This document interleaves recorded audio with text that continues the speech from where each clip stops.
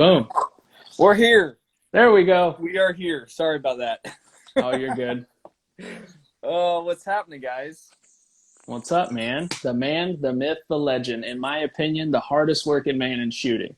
You are always, and when I say always, I mean always doing something. It's Always. never a dull day on your social media. It's never a dull day in my life. Which is a good thing. I enjoy it. Like, I freaking love being freaking busy. Sometimes it's a lot. Like, literally, the reason why I'm late right now is because I had to freaking deal with this website that's down. I'm sitting here texting back and forth with the person who's doing the shirts, which are dropping tomorrow, the person who runs the website, like all this. I love it. It's freaking, it's one thing after another. It always keeps my life interesting, so I can't complain. That's a good thing, man. Yeah, I was making a joke for you got in here because I had Sean on before, and I think he's the only other three gunner I've had on here so far. And Jerry won't take my invitation, so you know him better than I do. Maybe you can put in a good word for me. I don't know. But Sean was late, so I was like, it's something about three gunners. They're just late, you know? Yeah, something about that. I don't know. It's maybe because we hit 2 hits on paper and think it's good to go, so I don't know. Yeah, absolutely. So I'm excited for this one because we did a live way back, right? Way back when, yeah. That's probably been over a year ago, I would imagine. It was many things. We need details about the cops showing up at the range today. Yeah, that was just annoying. You had cops show up at the range today? Yeah. Speaking of entertainment on my social medias. What happened? Just somebody called, which I get called on fairly often, I guess. I just don't never really know about it unless I'm hanging out with a buddy of mine. But I had, I guess, somebody call, and they wanted contact by the deputy. So the deputy comes out, and she pulls up, and she's like, hey. So I walk over there, and he's like, yeah, we got a call. Basically, they're building a church right next door to my range, and they're building a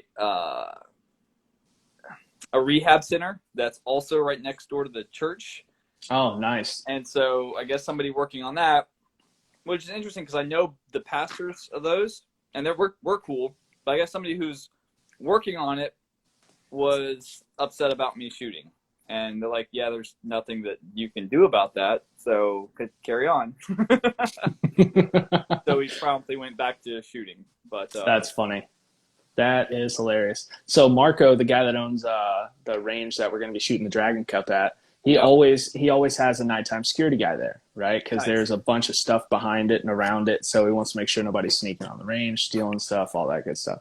So the officer usually gets there like 7, maybe 8 o'clock at night, right? Well, if I work late, I'm shooting in headlights, right? I'm gonna get my practice in. I'm 5 days a week on average, just getting out there banging, right? So I would get out there, you know, sometimes 9:30, 10 o'clock, and the officer would be parked kind of away from the gate, and every now and again I'd sneak by him, right? He wouldn't see me because it's kind of an offshoot entrance. Yeah. I'd get in there, park the headlights, and then just start cracking away. And then he would come flying in there like, what are you doing? And I'm like, I have permission to be here. You're not my real dad? Yeah, you're not my real dad. Get out of here.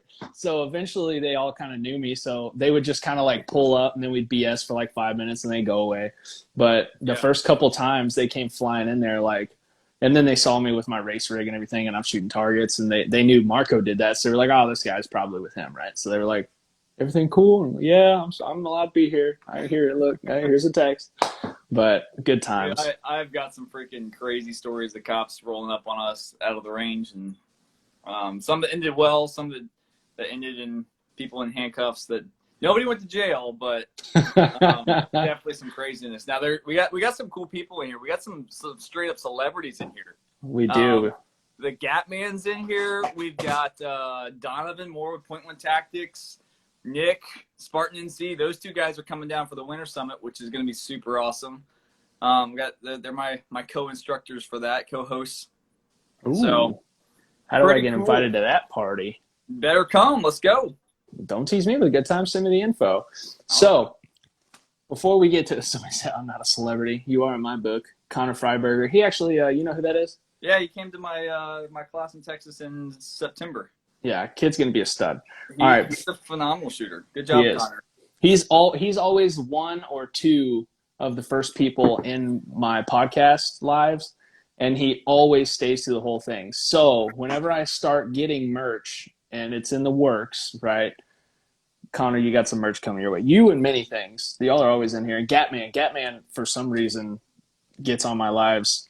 That's because Gatman has no life. Like, he has no other responsibilities. He basically sits around and just plays on Instagram all day.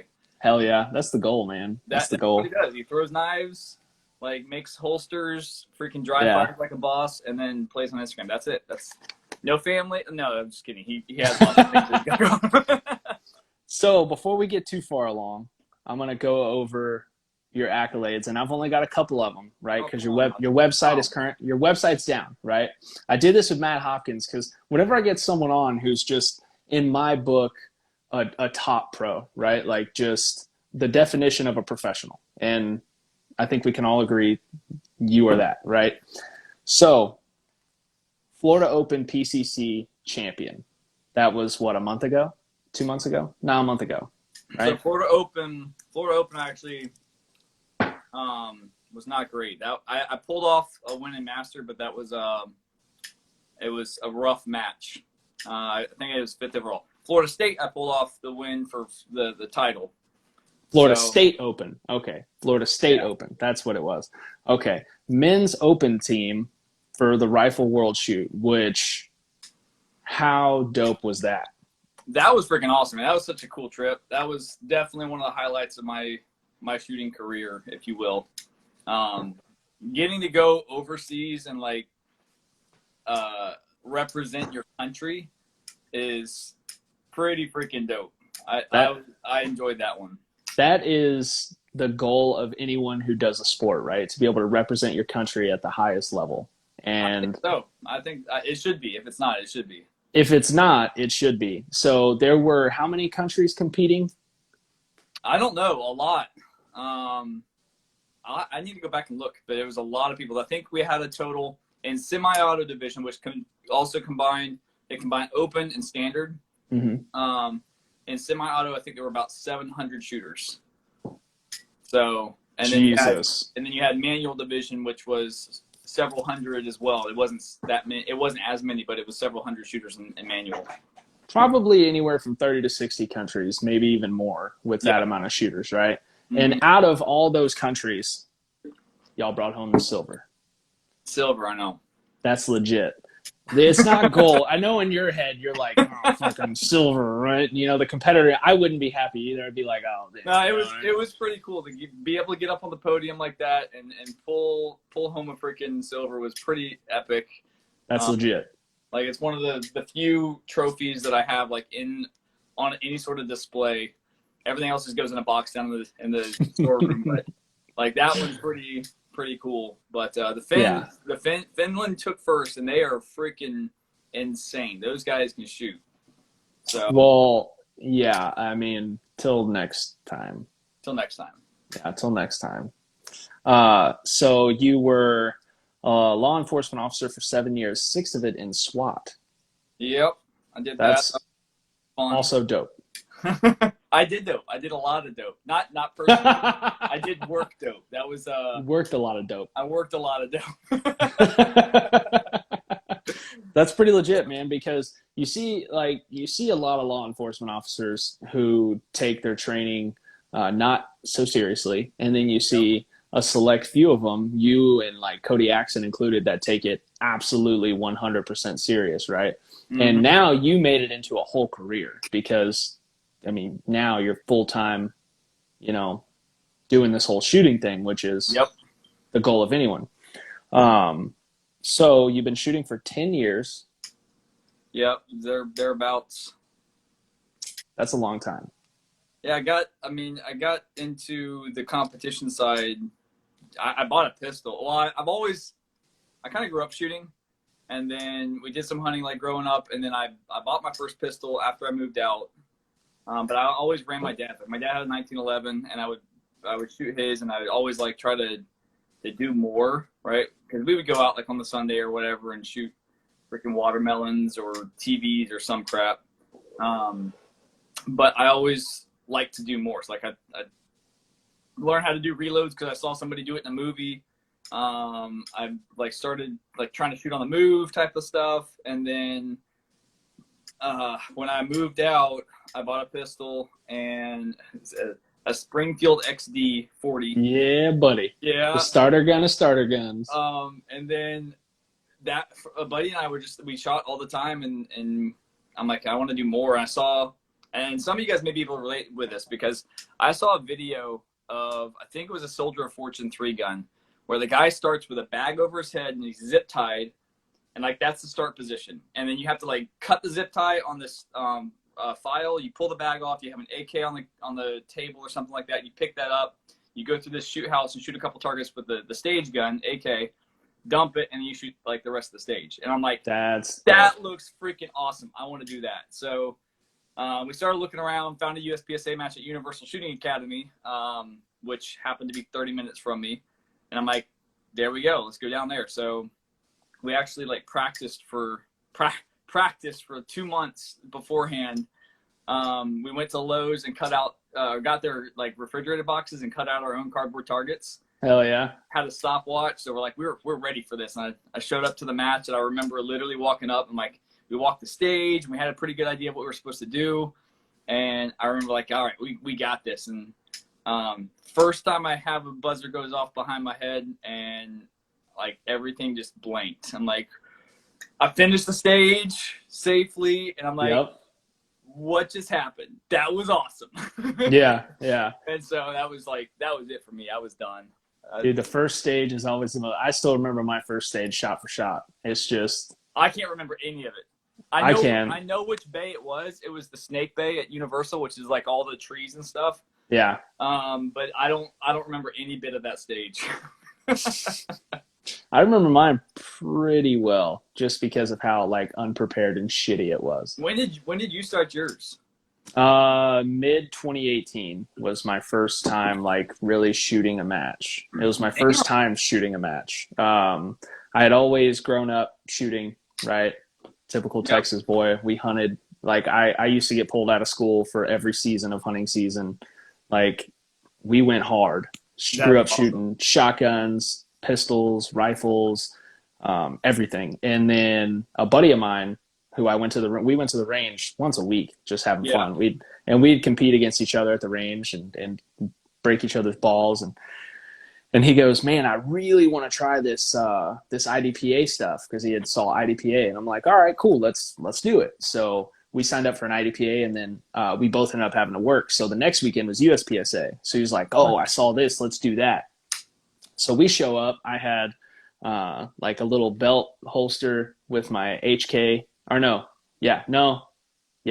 HK or Canic, either one, and some little loop through like mag holsters I got at Academy the night before, and full tricked out. I'm ready to go. I show up. He doesn't. He ends up having to go to work. So I end up shooting my first match, and I was signed up for production.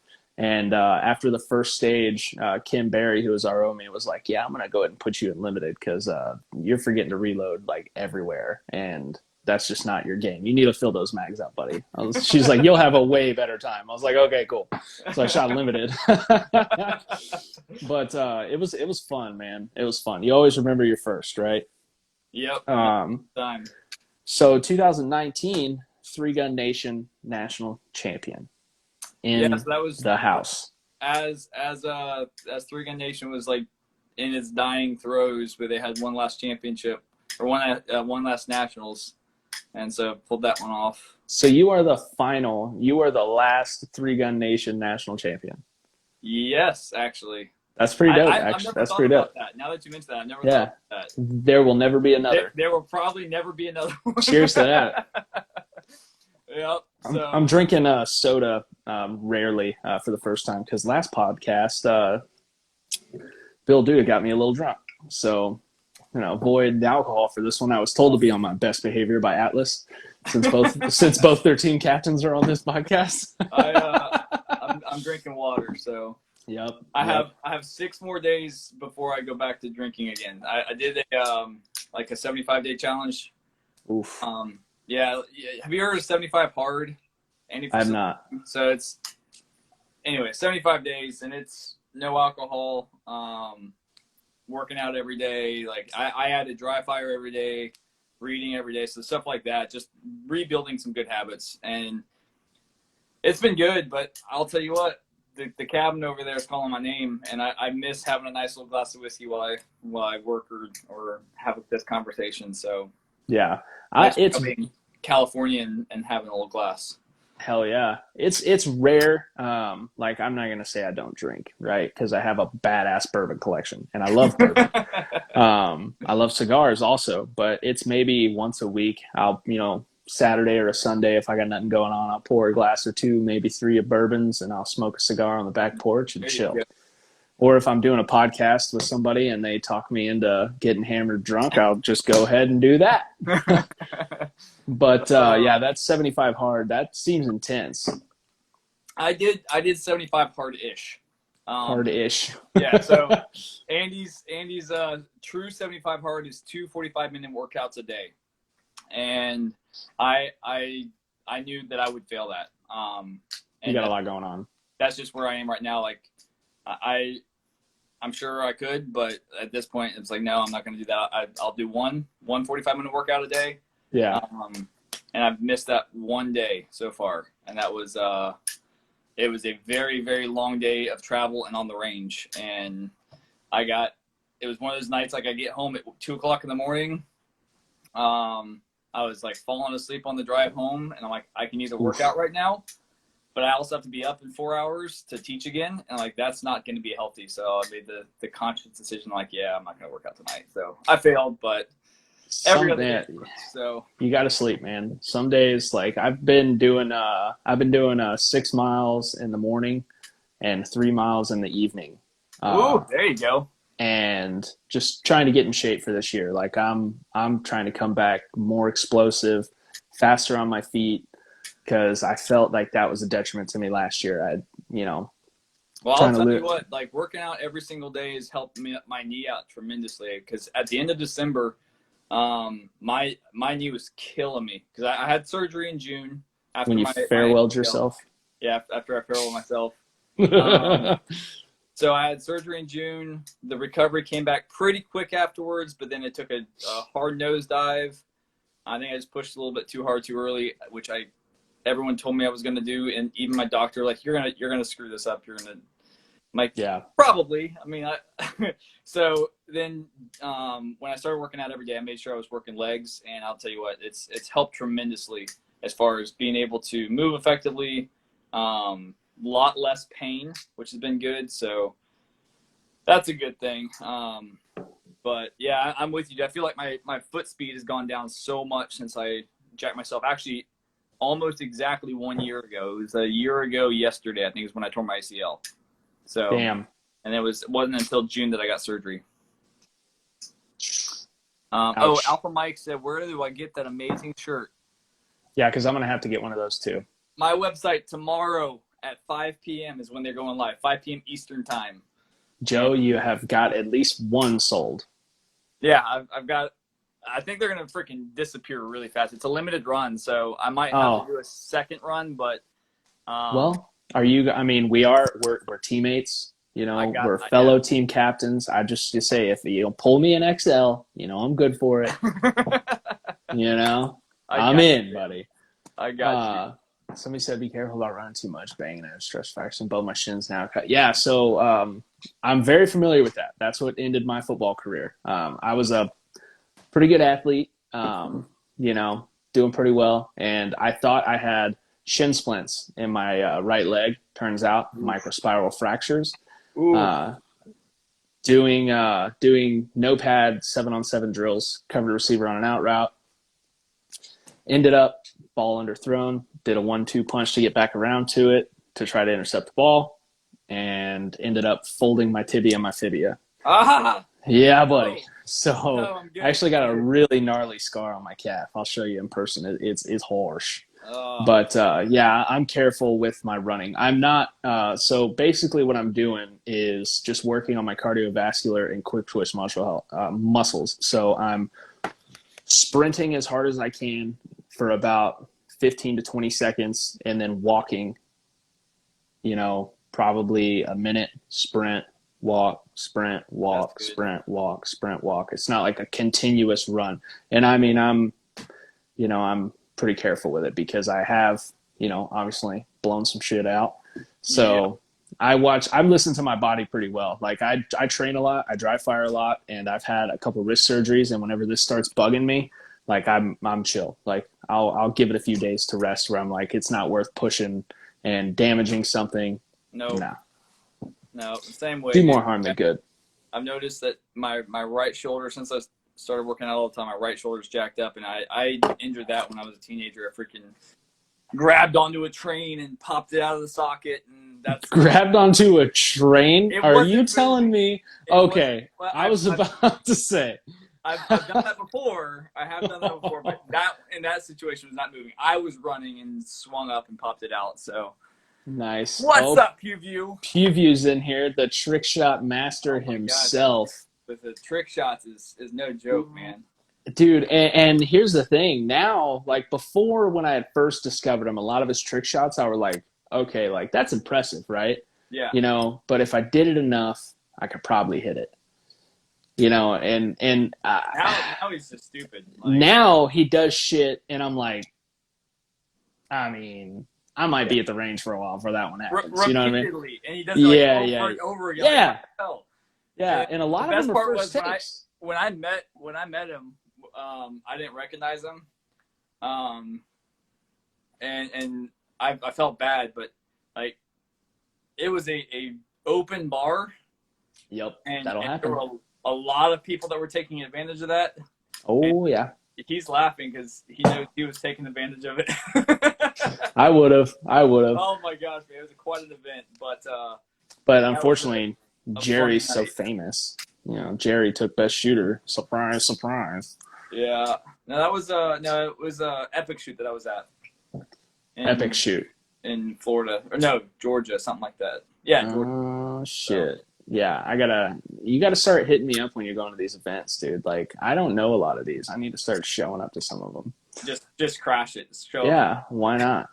Why not? I'm a party, dude. People love me. I'll be in there for 5 minutes. Somebody will probably try to kick me out. I'll talk them out of it. And then before you know it, I'm going to be best friends with the people running the damn thing. They'll invite me over to, their daughter's quinceañera, whatever it is. Dude, sign me up. Let's go. People tend to love me, man. They either love me or they hate me with a burning passion. It is what it is. I want to love to hate you. I mean, you're welcome to. But, all right. So you take this thing, you took this shooting thing to a whole new level. Like, and when I say that, I mean, there were people who took this very seriously, right? It was their job. They trained all the time. They shot all the time. They practiced all the time, or they, did social media full time and a little bit of shooting and a little bit of this, right? You were, I think, the first one to train full time and do it well. I mean, that your training business is extremely successful for a reason. I mean, in my opinion, when it comes to 3-gun work, you are one of the best shooters, right? To learn from. You're one of the best instructors, at least from what I've heard from many people. You're also a monster shooter, like an absolute savage. And your social media game is unlike anything I've ever seen. Because it's not just Instagram. That's what people don't realize. Like, we're on Instagram. Yeah. I follow Joe on TikTok, on Facebook, when you were on Parler, when that was the thing. Like, you're posting. I think Parler's back. Is it? I'm going to be pissed if I didn't know that, because I had a good little following on Parler. Parler's back now. I haven't re-downloaded it to check, but I heard Parler's back. All right, well, I got to get that back going. But you post at least 1 to 2 times a day on Instagram, at least, right? Along with a shit ton of stories. Your Facebook, you do a lot there. Your TikTok is fucking fire, I will say. I'm so disappointed with TikTok. That was one of the most fun platforms. It was. for a short period of time. So I started TikTok in February of last year. Yep. Between the end of February, between February and June. So what was that? 4 months, 3.5 months. I blew up like 120,000 followers. Like I was following you when you had 14 followers. yeah, by the way, dude, this like guy. that. And you still send me more videos than anybody else. You're welcome. You're welcome. Do you But watch them? That's the question. I do watch them. I watch every single one. Do you want me to stop? No. Okay, there we go. And success. So, but that thing blew up, and then I remember it was right after PCC Nationals, right after PCC Nationals in June of last year, where I farewelled myself. They shut me down. Like literally went from 50 to 100,000 views a video to 500 yep. video. Like not completely zero new growth. Yep. Actually, I've atrophied. I've lost like 6,000 followers, which it doesn't matter. Like it is what it is. But you know, I had an interesting conversation with this when I did the Syndicate podcast with Mark Stevens, and we had a conversation about, you know, people when they look at social media and they say, all right, so if you know, TikTok's just a fad, right? It's just a fad. It's going to be here and it's going to be gone. Parler's just a fad. Telegram's just like, it's not a great platform. They'll be gone in a month. Whatever. Okay. I will tell you that even if for me, TikTok kind of was a fad because it was only available for me for about 3 months. Okay? Same here. And so for those 3 months though, I blew that fad up.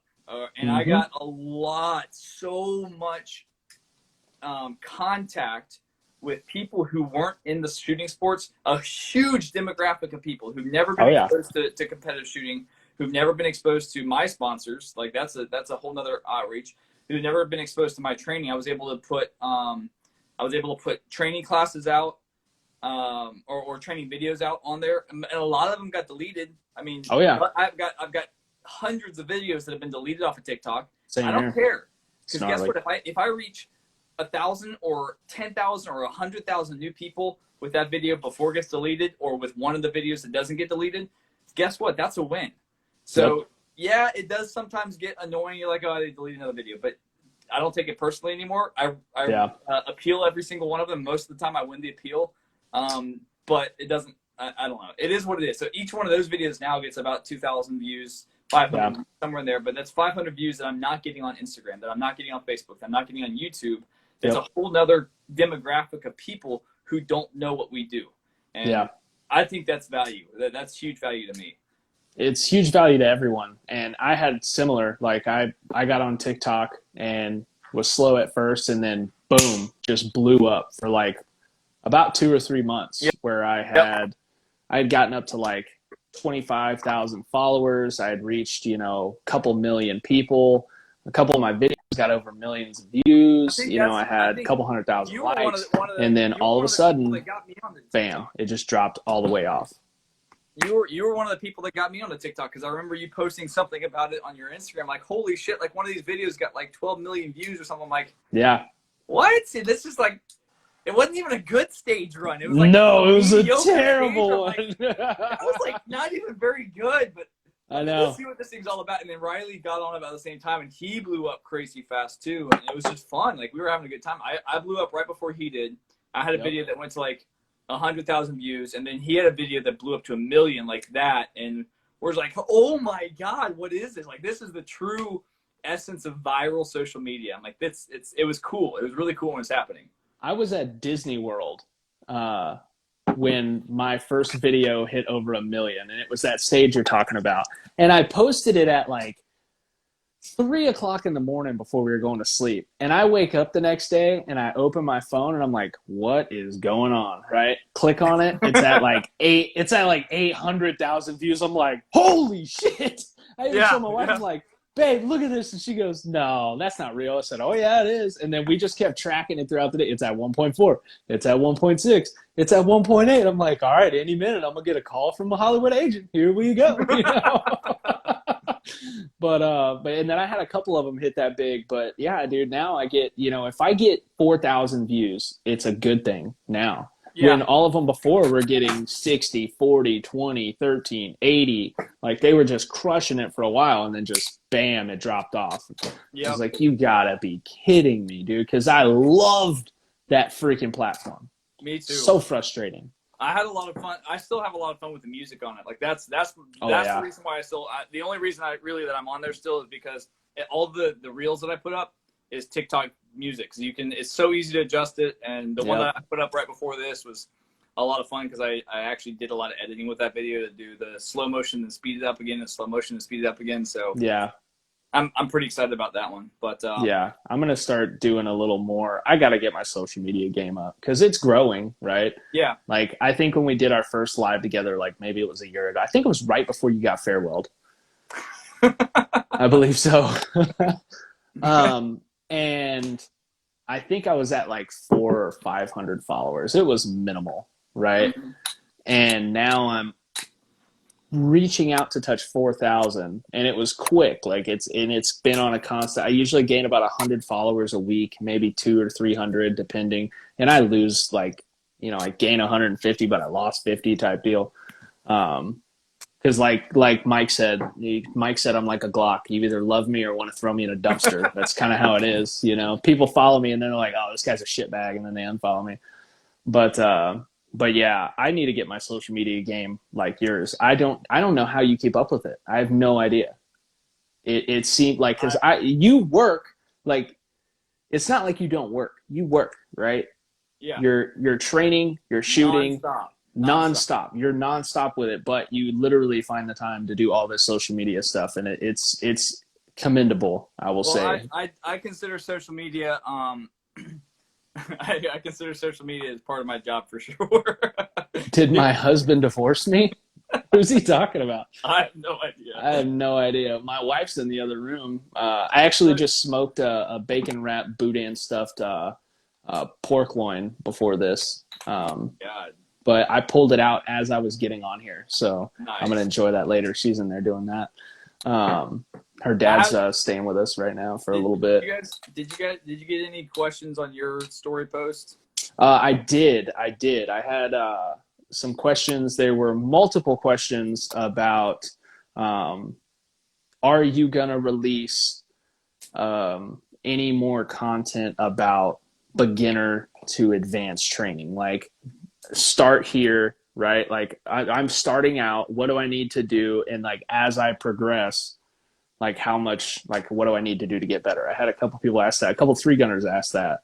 One in particular, and then so is there any plans to release? Because you've done a couple video series where it's like laying out how to do. Right, how to do what we do, how to get better, especially if you're still. You did a intro to new competitive shooter and intro to basic handgun. Are you going to do one for 3-gun? Yes. So I have a couple of different things in the works for that. The first one's going to be released. This is the first I've publicly announced it. April 1st, which is in a couple of weeks now. Breaking news. Breaking news on yes on the freaking podcast. On the Bangin Brass podcast. You heard it here first, baby. Bangin Brass podcast. Breaking news. April 1st is the go date for the dry fire series. So this is a 30-day dry fire challenge with a new drill every day. It's an in-depth explanation of what we do, how to do the drill, why we do it, along with shooting tips to go along with it. I threw in match video showing when I've applied that drill in matches, a breakdown of the drill in text form. I put a shit ton of work into this.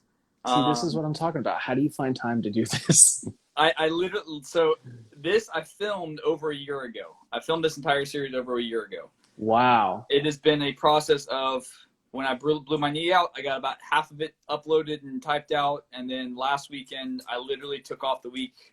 I filmed in Gainesville on Thursday, and I took Friday, Saturday, Sunday off or Friday and Saturday off because I ended up having my girls on Sunday. But Friday and Saturday off, I took to work on this. And so it's done. It's uploaded. I've sent it off to a couple of my friends to proofread and edit and get the last final touches on. We're going to be launching the promo video that's going to be coming out here in the next couple of days, I hope. Hell yeah. I'm excited, dude. It's something that's been a long time in coming. I'll also be that's going to be an actual. So the core product is 30-day dry fire series. Okay, those 30 days. Once you complete that and you get them as it progresses, once you complete that, we're also going to be doing a live Q&A once a month. We're going to be doing exclusive content for that program twice a month. So in addition to a bunch of other stuff I got coming out, so it's a big deal for me. Okay, it's that's legit. Yeah. Where is this going to be available at? So it's going to be on my website. Will be all linked to it. It's all going to be hosted on Teachable at this point. So shameless plug. Say the website. Shameless plug. Go ahead. Farewellfirearms.com. Boom. Farewellfirearms.com. Farewellfirearms.com. But then, so it's all hosted on Teachable, which is an online learning platform. And it's been a lot more work than I expected it to be for this, but I'm excited. It's kind of, for me, you're going back to what we were talking about earlier as far as like how I've progressed in what I'm doing now. I freaking love the sport. I love to shoot. Every time I get to go out of the range, it's a good day for me. There's been only a handful of days that I didn't want to go out. And I'm talking about, I'm on the range 4 to 5 days minimum a week. Okay. Teaching, creating content, practicing something every, Wednesday, I'm out there filming One Take Wednesdays. Thursday, Friday, I'm usually teaching a private class. Saturday, Sunday, I'm teaching group classes or at a match. So it's that's a lot. It's a lot of stuff. Monday, Tuesday, Wednesday, I usually try to answer some emails and do all the other stuff. That's why usually Mondays I'll have like the question and answers. That way I'm not having to create content. I let other people create content for me. So that's a genius idea. Genius idea. A little hack on why I do certain things like that. Yeah. We need to have a roundtable discussion, me and you, about some tips and tricks on the old gram.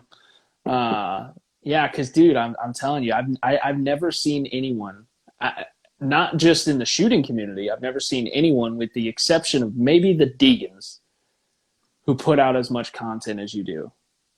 And they have a whole entire film crew dedicated to it. Like, they got a paid film crew that follows them around everywhere. But I've considered that. Honestly, dude, I don't think you need it at this point. You do such a good job now. Like, how are you filming this? Like, do you always just keep GoPros around, or what are you filming it on? Is it always your phone? My phone. Yeah. You do all of this from your cell phone? Yeah. All of my editing, all of my editing, all of my everything goes from my cell phone. You're a fucking animal. You're a savage. You're a savage. Connor said I should put it on OnlyFans. Make a I've buck, thought man. about that. I've seriously considered it. I have to be honest. I want to create a version of that. So actually, this program is a subscription-based program. So it'll be working on pricing details right now. It's still not confirmed, but it will be $1,200 a month. You heard it here first. No, 20% going to me for releasing that info. You're welcome. Hey, if you can get a bunch of people to sign up for $1,200 a month, done. You get 20%. All right, so I'm gonna need about 4 of you to pay that monthly, and I'll be golden. All right, I can quit my job and start shooting full time. Sold. But no, like there's a lot of things that I have plans for that I'm excited about doing. This is one of the bigger ones that it's kind of a leap in the direction of being able to take my influence, and I'm not talking about like social media influencer. I can't stand that BS, whatever it is, but take the influence that I have in my training and expand it to more people. One of my favorite things to do is to teach instructors, right? Being able to go into law enforcement, military communities and train instructors, because that way I know that the information that I'm able to give them, that I'm able to share with them is going out to, dozens of people or hundreds of people. Working with some of the people up in Fort Bragg, I know that every Special Forces soldier that goes through this particular school gets information that I've helped put out there. And that's like, holy shit, that's awesome, right? That's And I know legit. it's impacting way more people than just the direct impact that I have in immediate classes, right? On one-on-ones or one-on 10 people classes. And that's exciting to me. And the internet side of things, obviously that can be scaled exponentially. So what I need you guys to do is help me share that once it starts to go live. Sharing stuff right now is huge. My account on Instagram has been shadow banned again. So stuff like that is actually, it does make a huge difference when you guys hit the share or the save button. It actually it's noticeable when it happens. So just keep that in mind. But Yeah, so it has a huge impact. answering that question, yes, I've got another program that I'm working on that I actually filmed over a year and a half ago that I still have to do a whole lot of editing to bring it together into a usable program. So I'm going to be making a couple of different online series type of deals where you're going to be able to see that progression through, plus working more with Big Daddy Unlimited, doing content with them, Tactical Hive content with them. So more things coming. Yes. Yeah, old Big Dick University over there. Yeah. So for you guys, for you guys who don't know, well, nobody really knows because this is a personal chat we had. I don't remember what the context was, but you sent a video of like, oh, we said you were working a corner. Yeah. Or Yeah. I did. I said you were working a corner to pay for something. I can't remember what it was. But you sent a picture or a video being like, yeah, I'm working this corner, and then turned and there was a Big Daddy Unlimited banner, but it's at BDU. So I was like, oh man, Joe Farewell's out at the Big Dick University again, working the corners. So yeah, a little inside joke going there. I teach all sorts of classes. Hey man, yeah, hey, listen, right now I'll do anything for primers or $20. You know what I mean? Or $20 for primers. Got him, dude. That's been a struggle for me. Like, and the way that this business has grown, it's really intriguing to me because I look back at what I was making as a cop, and like how the business has grown. Now, expenses are crazy and whatnot, but I've spent more than I made as a cop in a year on ammo in 3 months. Oh yeah, and it's just like, wow, it's wild to see that shift. But hard, like, dude. It's cool. And now, it is cool. now I'm able to have ammo available for classes. I'm able to ship ammo to classes and have it available at rates that are much, much lower than the current market value. Right. Yep. So it's one of those crazy things. It's 6.5 ammo. Yeah, I need 6.5 ammo too. I've got about 4,000 rounds of it in the other room. Cool. I just got 5,000 rounds of 308. You want to trade? No, I don't have a 308. Oh, What good's that gonna do? So I need a 6.5. Oh, I got a 6.5. I mean, I'll trade you for a dissident. I've got a dissident.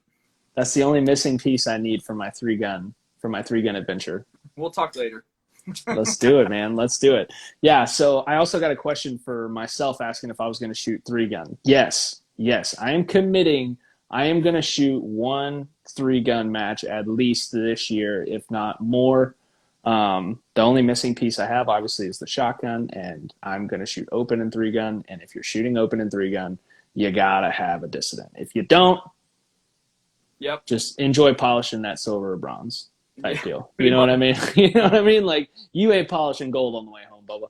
So actually, no, you're not even gonna polish, unless you're Scott Green. Scott Green shoots the Limcat, and he's pretty baller. Well, yeah, okay, with the exception of him, but you're not polishing anything besides maybe yourself on the way home. At Texas Tune-Up, I think out of the top 11 guys, I think 9 of them were shooting dissidents. So, yeah. And the other guy was Jerry. So where's Memorial 3-gun match? Where is that at? Memorial 3-gun is North Carolina, and that is that's why Josh Curtis. That's why Josh Curtis just did it. Yeah, you should come to that. When is it? October 11th or something like that weekend. Oh, I think I might have either the Pan American Championship or the Extreme Open. I gotta check. I don't know if October 11th is open for me, but I'll be in Florida either way, so it's not far if I gotta jump Mike on down there. Stoker. See, I remember when Mike Stoker used to shoot 3-gun. When I met Mike Stoker, we met at Expedition Multi-Gun, and he shot 3-gun at one time, and then he bitched out and went to just Boomer division. Boomer division, yeah, single stack. But we talked him into shooting limited. Now he aged backwards a little bit, and then now a little birdie has been telling me he's a little open curious. Just saying. Everybody's open curious. Everybody is. No, make him shoot the pro-am with you. Cotter can be the am. Oh, okay, many things. I see you, bro. Hey, man, we would kick the shit out of everyone if we were the pro-am team. You ready to do that? Awesome. I'm down. Well, I don't know. I guess I'm technically a pro, but I'm an amateur for all purposes. Hey, yo, let's shoot the pro-am together, bro. I'm in. Well, pro-am's a cool match, but it's not actually they don't team you up. It's actually a pretty cool format though, because what they do is they take like 6 AMs and 6 pros and put them on a squad, and you do get paired up, but typically it just turns into all the pros helping all the AMs. And so like you get to help them, you can walk them through the stage, you can hand them gear if they need gear issues, you can literally do everything but pull the trigger for them. Okay, so it's basically I'm an amateur open guy, 100%. So I'll shoot a pro-am on your squad. What's up? I'm gonna need a little help. Just saying, I'm probably gonna get my shit kicked in the first couple matches. I'll be okay on the pistol side, obviously. Like that might help me. And I've shot shotguns and rifles a lot, but I haven't shot rifle long range a lot. I think that's where I'm going to get bent over a barrel and shown the 50 states. So that's an important part of it for sure.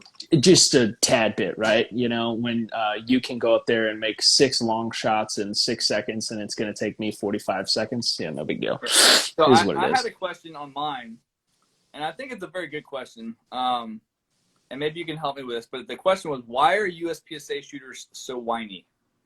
Why are they so whiny? Because I agree with hard, okay? I agree with you that USPSA shooters are extremely whiny, and we saw that on full display with the rule changes, right? Yeah. It just did. Yeah, like see, he'll beat me with his with my weapon mounted magnet. Yeah. So here's the thing, right? Our rule system is so strict and has been for so long, and the culture has just always been that way. Whereas 3-gun, it's a lot looser, right? The rules are a little bit looser. The culture's looser. It's just a more laid-back style of, I guess, organization. It's way more fun. I wouldn't go that far. 100%. I mean, I'll make my decision after we shoot a 3-gun match together. How about that? I've shot both, and I can tell you that multi-gun, 3-gun is so much more relaxed and more fun. Well, I mean, I'm thinking it's triple the fun, right? Yes. I enjoy pistol shooting with a burning passion. It is my passion. I love it. I will do it till I die. But USPSA shooters don't like change. A lot of them. Which is a problem, which is why we're in the situation we're in, which is why the sport is not going in the direction it should be going. And, that starts from the top down, right? There are a select group of USPSA shooters that aren't that way, that love change, that want to grow the sport, and don't really care. Because here's the thing, like with the weapon-mounted light, right? Everybody complaining about it isn't looking at it from the side of, now you have a frame weight, right? Yeah. Now you're allowed to run a frame weight. It's an advantage. I mean, literally everyone's doing it now, right? So what's the deal? Oh, I'm sorry, you got to buy a new $75 Kydex holster? Whoop-de-fucking-doodah. Like, oh, you got to buy a new flashlight? Oh, well, you're shooting. If you're worried about spending the money and changing your setup, it's not going to affect you anyway because you're probably not winning matches. Mm-hmm. Mike says right? three gun is a better crowd. Trevor, you're basically a three gun personality in USPSA, hence why everyone hates you. Facts. Yeah. So I may get along great with everyone in three gun. I mean, that probably is a true statement. That probably is a true statement. I like it. Yeah, I know. I'm an acquired taste. My buddies. My friends are my friends. My acquaintances love me, but my enemies would throw me in front of a train at any given moment. That's fair. Yeah. So I think if we can change the way the mentality of USPSA is and bring it more towards a three gun style mentality, I think it will be better. Because I've shot a lot of matches. I mean, a lot. Well over coming up on 200 matches, right? Yeah. And I've shot a lot of matches with three gunners, and I have a fucking ball when I'm shooting with three gunners because they are so fun, so funny, so laid back, and a lot of them are really good shooters, Yeah. and they always help reset. They always help take care of everything. They're always helping people out. They're just fun people. But that's how I met Josh Curtis. I met him shooting a USPSA match, and he was a three gun guy, right? Yep. And now we're boys, and I don't know. I love the people, so we'll see. I'm definitely gonna shoot some three gun.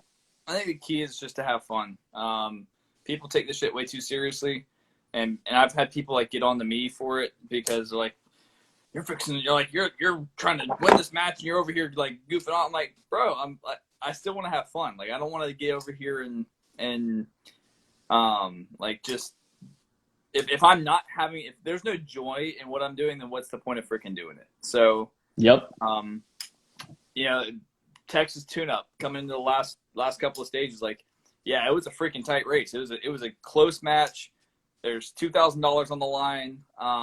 Congratulations on that one, But by I'm the way. still like, thanks, bud. But like I'm still bouncing ideas off of my buddy Joel, who came in second, and like we're having a great time, giving each other shit and having fun. But then when like I go walk up to the stage, like, or if I'm on deck, it's like, all right, my blinders light are on. switch. I'm not talking to you. Like, yep, just give me a few minutes to take care of this. Like, I'm not gonna be a dick either, though. Like, it's just like, all right, cool. Like, hey, give me. We'll come back. We'll circle back on that. We'll circle back. Okay, I'll be the circle back girl. Yeah, right. But yeah, it's like it's the main thing is like gotta have some fun with it. If you're not having fun, then go home and think about your life. But that should be the mentality. That should be the mentality. Like I've shot with a lot of guys who are pros and who take this way. I'm not all right. I don't want to say they take it too seriously, right? Because it's their career, it's their job. They should take it seriously, but they don't need to take it seriously all the time. Yeah. Like when we're all walking stages and bullshitting and goofing off is not the time for you to be a cockbag, right? Yep.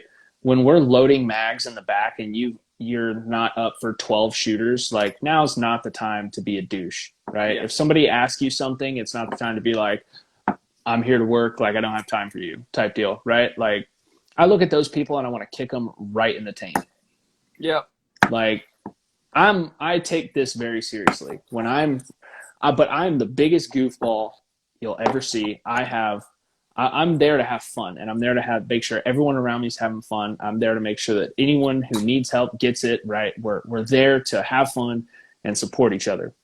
100%. But when I'm on deck, like everyone knows, like I get quiet. I don't talk. Like I'm lasered in. And then usually as soon as I'm unloading and showing clear, if nothing went super south and I don't know it yet, right? Or if I know it, then I'm right back to joking. Right, I'm right back to goofing off. I'm right back to fun loving. Like I'm not there to be an asshole. I'm there to have fun. Get my 5 minutes of frustration out, and then exactly right back at it. And then like even when I have like something happen, a catastrophic gun failure, a catastrophic ammo failure, a catastrophic mental failure. Yeah. Right. I finish. I unload. I show clear. I take a second to walk off and just clear my head and breathe, and then move on. And then within 5 minutes, I'm right back to how I was. You know what I mean? You have to. It just is what it is. Yep. People take this way too seriously in a negative way because there's taking it seriously in a positive way and then there's a negative way. Yeah. And there's a lot of negative. Yep. So. Did someone just say USPSA is not as fun as IDPA? Because if so, I will boot them from this chat. Yes. Yeah, Bradge 28, you are banned for life, my friend. You are no T-shirt for you, Joe. If he orders a T-shirt, you tell him to go fuck himself. No. Said people hate on IDPA, but the matches are way more fun than you said. That was garbage water as I was reading it. I've never shot an IDPA match in my life. The last one I shot, I won by 40%, and that was that's not a lie. I pull it up. I'll post it. Like Dude, it is what it is. And when so I got done funniest shooting it, I thing, was like, why? Why would I even go back? you know Brandon Wright shoots for Smith and Wesson. He used to be big on social media. He got rid of the social media. But I went to take one of his classes. It was a last minute thing. I had a class, like a private class that canceled. And so I had a free day.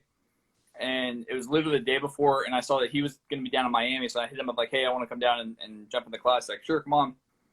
And I get down there. And it was an IDPA class, which I don't care, right? I'm there to shooting. I want to shoot with him. I've been trying to come to one of his classes just to see what he's teaching. Right, I'm always trying to take classes that'll help me become a better instructor. And so more than anything, I just want to see, what he's teaching, how he's teaching, get new ideas for my own classes, new ways to communicate different ideas. Because what I've seen is like just about everybody at the top percentages of shooters are teaching the same thing in different ways. So I'm always just looking for a different way to explain something to just how to articulate it. Right. So anyway, I show up at the class and it's like a level 1 or level 2 IDPA course. Or it must have been at a level 2. Anyway, it was that one of the prerequisites was that you had to have shot an IDPA match. So he goes through and like everyone introduces themselves and I get to me. I'm like, I'm not sure if I'm supposed to be here. Like, I've never shot an IDPA match. He's like, shut up, dude. I'm like, I don't know. I've never shot an IDPA Never match. have. Yeah. It's in the prerequisites, and I've never done that. So he's like, whatever. What's he gonna do? Kick Joe Farewell out of his class? He let me stay, so it was okay. Yeah, of course he did. Of course he did. He could be like, yeah, I've trained Joe Farewell. Like, that's a notch on his belt. It's like if Max Michelle showed up to one of my classes, I'd cream my crop. You know what I mean? Oh my gosh, man.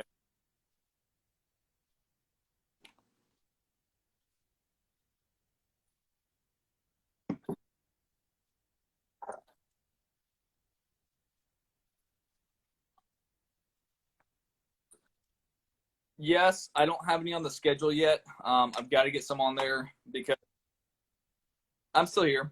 Can you hear me? I can hear you, but you're breaking up. Can you guys hear me? A tiny bit. Yeah. Oh, maybe. All right, we're good now. All right, so any Texas classes? Okay. So yes, I'm going to be coming back to Texas. I don't have dates for them yet. That's something I got to set up. But yeah, and if you guys want me to come to do a class, let me know. Like now, I'm already booking stuff out into 2022. Just because things are literally that crazy. But let's make it happen. Let's do one in Houston. We can do it at Wallace Orchard, where Charlie just had a class. It's a great range. There's plenty of room, I think. I'll have to double. They have a long range facility as well, so that'll work. We could do one here. I want to take it, and I've got like 4 bedrooms in this house you can sleep in. You can pick whichever one you want. You can even sleep on my floor, my couch, or pick a bedroom, whatever you want to do. I like going to the ranch. The Ranch TX, like that place is freaking awesome.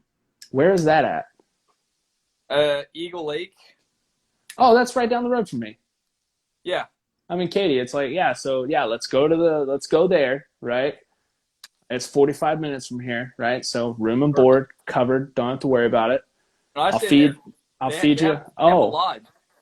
Oh, you fancy. Yeah. You It's fancy nice. as hell. Nice. Damn. All right, well, let's do one, right? Let's set one up because I want to take one of your classes. I think it'd be legit just because I'm going to be doing a lot of instructing coming up. Trying to get, I'm going to actually hopefully end up joining Elm Tree Training Group, who Jim Krantz is doing that. So I'll be doing a lot more instructing. So I'd like to learn from the best when it comes to Good deal, three man. gun, man. Well, Here we you go. definitely come down to the Winter Summit if you can make that. Where's that at? It'll be here in Florida. I haven't confirmed the range yet. We were going to use the Orange County Sheriff's Office, but I just heard yesterday that they're not going to be able to do that for us. So I got to lock in the new range for this year, but it's going to be November. And Donovan with Point One Tactics and Nick with Spartan MC. I can't remember what VLOX Training Group. They're also instructors. So it's a 3-day event, and each day you'll be in a class of 10, and each day that class of 10 goes from one group or one instructor to the next instructor to the next instructor. So you'll have a day with me, a day with Nick, and a day with Donovan. So you get 3 instructors that are. It's going to be freaking awesome. And each one, like Donovan's doing concealed carry work. Nick is going to be doing scoped rifle work. And then I'll be doing like a 2-gun competition style performance shooting. So it was a lot of fun last year. We got to do a lot of cool stuff. And then this year is going to be even better.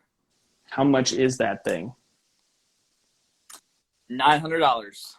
Not bad. I'm in. If you would have said food is provided, Ooh. Lots of giveaways. We gave away almost $10,000 worth of stuff last year. If you'd have said 5 or 6 G's, I probably would have been out. But 900, I can swing. I'm in. I got a rich wife. I'm not worried about it. $300 a day. It'll be good. That's not bad at all. So, what are your goals for this season? For this season, I'm trying to shoot some more matches, man. It's been tough because I feel like I didn't shoot a lot of matches last year. I feel like this year's even slimmer. But really, I'm kind of focusing more on bigger matches. I'm going to be I'm heading out of country again as long as the COVID bullshit continues to stay on the decline. In May, I'm supposed to go shoot the Polish National Rifle Championship. And I'll be teaching some classes over in Poland. And then I'm hoping to shoot the Euro Extreme in the Czech Republic. So hopefully we'll get some of those going. And then other than that, it's just teaching a lot and continuing to grow some of the online training stuff. That's one of my big focuses this year. My struggle with being a family man, like I've got 2 kids, and like making sure that I have the time that I can devote to them is I make money when I'm on the range. So one of the things that I'm working on this year is creating structure to my business to where I'm able to not be required to be on the range to make a living. Blowing my knee out was a major wake-up call for that. It's like, if that had been worse and I couldn't teach or something like that, I'm in a bad spot, right? Yep. And I don't have paid time off. There's no paid time off in this. It is, you're either making money or you're not. And when it comes down to you're either making money or spending money. Yep. So it was that's one of the things that I'm doing now. And for me, it has to be true value. Like it has to be high quality value for the money that I'm not going to be out there shilling some bullshit. It's good stuff that I want to put out there to be able to help more people and create an income that I'm not having to be on the range for. So I'm taking actual days out of the week to work on the business. Actually, tomorrow I was supposed to do a private class, and the guy canceled last minute. And so like I could reach out. I have a whole list of people who literally will jump on it as soon as I have an opening. And I'm not going to do that. Like I have so many things that I need to get done tomorrow that I'm like, ooh, sweet. I've got time to actually do that since I fly out on Sunday for the next trip. So yeah, it's a good thing. But I'll be working more on the business itself and bringing new things to you guys. Let's see here. For iron sights, until what distance do you use target focus? Oh.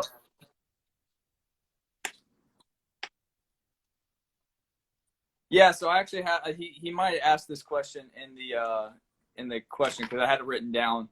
So I that is totally target dependent. Um, the difficulty of the target, the harder it is, the more likely I am going to go to a front sight focus. Um, for a traditional A zone on a USPSA target, that focal shift happens for me about 13 to 14 yards. Inside of that is usually I'm target focused, and then outside of that I'm shifting to a front sight focus. For a plate rack, that usually happens at about 10 yards because it's a smaller target and I want to have that good front sight focus. But it does depend on the target. So that's how I look at it.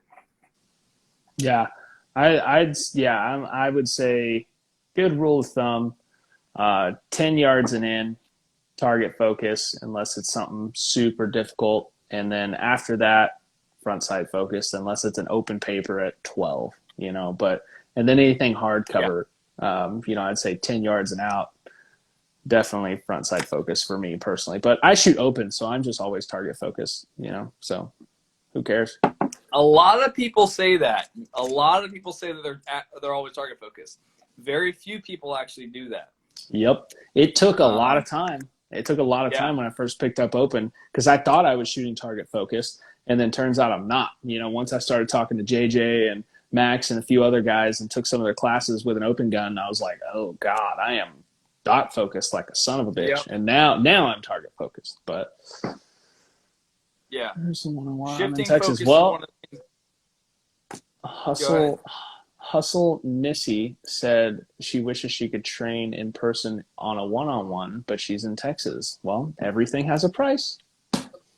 Everything has a price. In fact, the trip that I'm going out to California is 3 days of one-on-one training. So Oh. it's not inexpensive. Let me put it that way. If you want me to come out Yeah. and train you, I will absolutely come out and train you. That is what I do.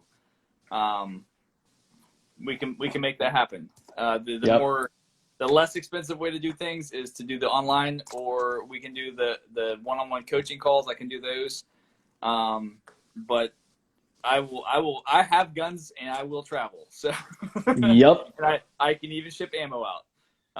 The class I'm teaching out in California is because my buddy didn't have shotgun ammo. He got a new shotgun from Dissident.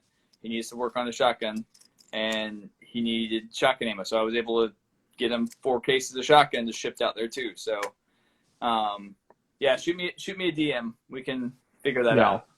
Yeah, for sure. Yeah, one-on-ones they can get up there, you know. Yeah. Well, and frankly, right now, my ones here at my range, I'm 100% booked out. Like I have no availability for anything until July or August. I think I have a little bit of room. So, that's where things are, which is not. It's a good problem to have, but we can make it happen.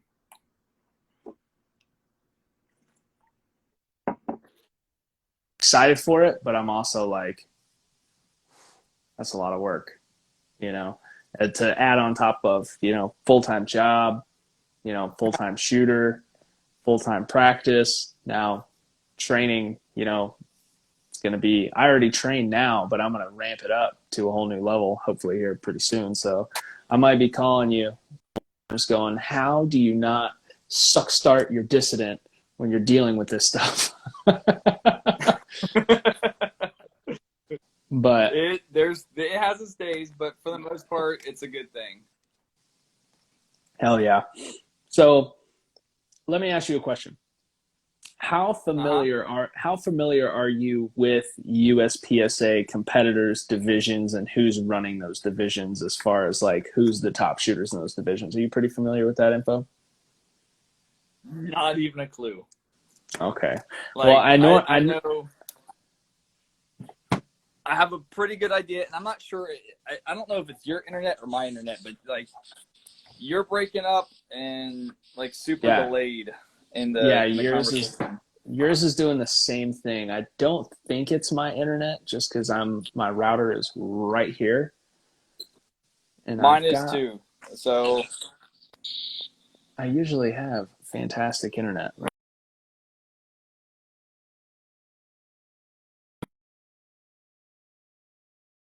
gone. Maybe.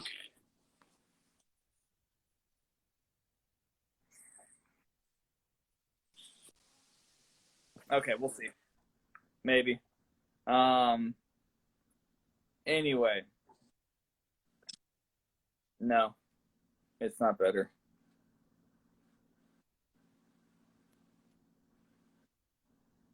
It's still crappy. Oh well, we'll see if we can figure it out. I wonder if it might be my internet.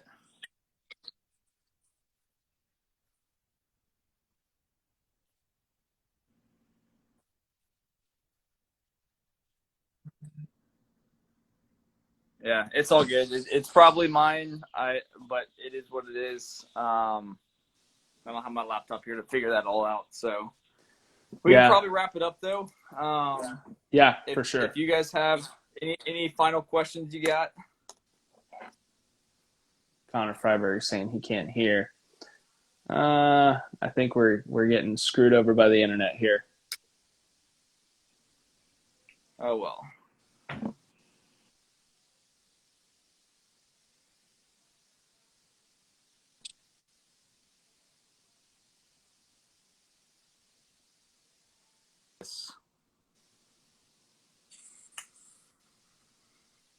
All I'm gonna right, is try that this. better? I don't know. We'll see. I just disconnected from my Wi-Fi, so it might completely screw everything up even worse. But Well, it's much better on my end. okay. Well, maybe my Wi-Fi just sucked. Yeah, Florida Wi-Fi, man, you got to watch it.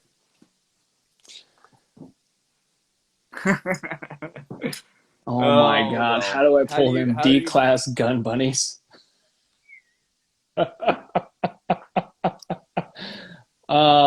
You live in a very dense area, open up a training studio, and start training famous people. ah yes, that sounds like a solid. I mean that idea is just absolutely precious. So it's as precious as it gets, right? But only on the edge. It's just on the edge of being a precious idea. Um, Oh my god, Jesus. Uh, your top picks to win every national championship, but you're not super familiar, so we'll just stick to the divisions you know. Do you think Mason Lane is going to pull off the limited win this year, or do you think someone else is going to take it? um, who else isn't limited? Oh my God. I don't know, Charlie Perez, Mike Stoker, but people that are actually probably going to win are. Wow, that I'm was just fucking kidding. hurtful. I'm just kidding. Jesus I'm Christ. just kidding. R.I.P. Mike and Charlie. Well, no, Charlie has a good chance. Charlie's a monster. But you know, Mike will be there. Mike can get there. I'm just kidding, Mike. Please don't. Charlie and Mike, I love you. You know I'm kidding. But you've got John Browning, Shane Coley. Yeah. I mean, there's some heat. I don't know. Honestly, I shot with Shane. I've shot with John before. I've never shot with Mason. I don't know how he did last year and compared to those two guys or the other ones that are the heat in there. So Mason Lane won last year. yeah, well I know, but I don't know what the percentage was. So It was and I haven't kept track of them as far as what their performance is this year. all right. Well, let's go to one you do know. Open. Okay. Keep in mind, I shoot open. Feel free to Okay. throw your boy a nod. So Christian Seiler, JJ, those two went head to head last year. You got who else is an open? Freaking. Oh, you know who else is in limited? I see you. Freaking Gorka Benes Yeah. is shooting open now. Gorka Ibanez. He just signed with Infinity. Yep, he just signed with Infinity, and down Boo. local to me. That dude can freaking shoot. He can rip, bro. Yep. So that might that could be a wild card. Who knows? He could. Um, Gorka's been a top 10 talent for a couple of years now. He is just a yep, solid shooter. Solid shooter. Super nice guy, too. he really is. Super nice guy. I've shot with him a couple of times. He is fun to be around. Yeah, he actually has a good time. So Yeah, that's a yeah. bonus.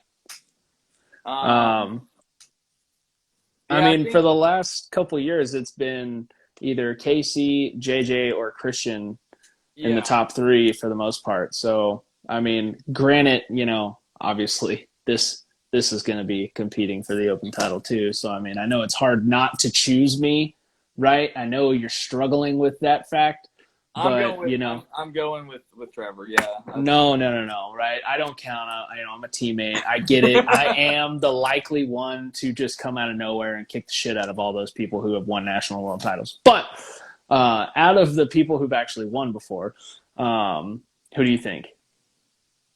So I'm friends with JJ and Christian, and there's a Yep.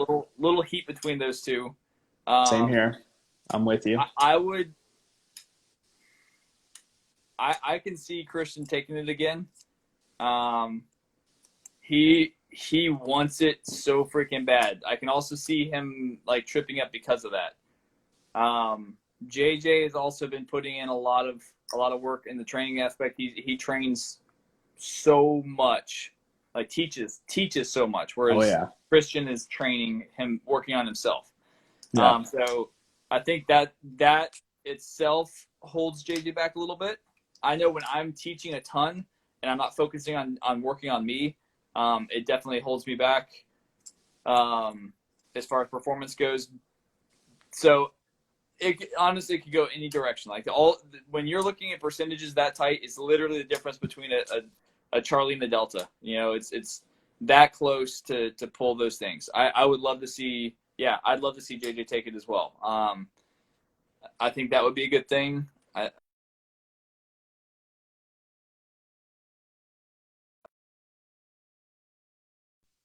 Genuinely good dude. So Yeah. I would be pulling for JJ in this situation. Yeah. Yeah. I'm obviously hoping for myself, but if I can't root for myself, I'm gonna root for either JJ or Christian, or I mean, we all know if Eric Graffel decides to show up, whew, Yeah, dude, that's gonna that be a guy is toughie there. freaking insane. I love the fact that Eric has started posting videos again. I love it. That Love it. his shooting is unbelievable. The 12 hits on the swinger drill the other day was like unreal. Just like I would holy be crap. I would be 100% lying to you if I said I didn't set that up the next day at the range and spend a hot 15 minutes on it. I would be And 100% jealous of your ammo budget then. yeah, my ammo budget is nice. I have, like I said, I got a rich wife. She loves a spoiled daddy. So There you go. That's it is awesome. what it is. But no, I get a lot of help from a lot of people. I mean, I don't really pay for ammo. I just pay for primers, and I've been blessed with primers. Somebody said Max Michelle will return. LOL JK. Yeah, I'm a firm believer if Max put on an open gun for 4 months before nationals, he's going to show up and he will be in the top three. If not, win Oh the yeah, whole damn thing. he would be a contender for sure, but he's not going to be coming back with an open gun. That's not. They don't. I almost talked him into it last year. I have the text thread. I almost talked him into it. Like I had him really thinking about it to where like a couple days later he texted me and was like, "Nah, I can't do it." And then he thought about paycheck and benefits, and he's like, Yeah. You know what? This SIG is really nice. It's really. But at this point, if I owned SIG, I'd be like, "Hey Max, do me a favor, strap on that damn Bedell and go whack some ass for me real quick, and then you can come right back." You know what I mean? Just let him know who Daddy is, and then just come right on back. Nah, he's good. Yeah, he doesn't have anything else to prove. He's still undefeated in carry optics. Mel, we know Gorka shoots limited. We were talking about limited.